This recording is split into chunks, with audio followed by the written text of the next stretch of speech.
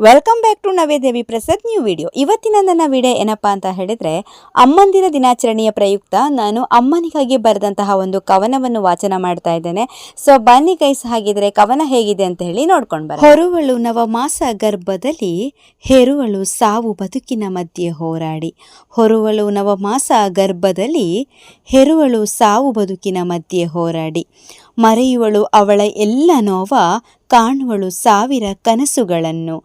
ಮರೆವಳು ಅವಳ ಎಲ್ಲ ನೋವ, ಕಾಣುವಳು ಸಾವಿರ ಕನಸುಗಳನ್ನು.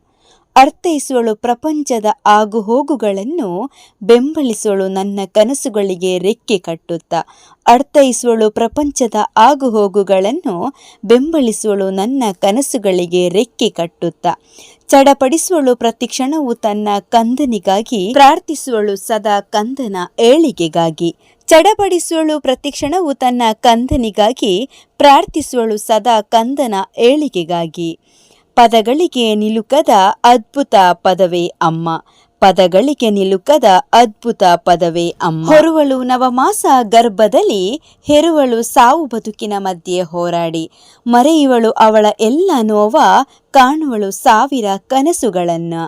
ಅರ್ಥೈಸುವಳು ಪ್ರಪಂಚದ ಆಗುಹೋಗುಗಳನ್ನು, ಬೆಂಬಲಿಸುವಳು ತನ್ನ ಕನಸುಗಳಿಗೆ ರೆಕ್ಕೆ ಕಟ್ಟುತ್ತಾ.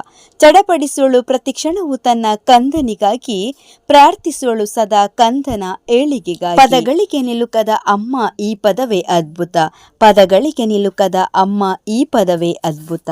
ಉಸಿರ ಕೊಟ್ಟು ಜನ್ಮ ನೀಡಿದವಳು ನೀನಮ್ಮ,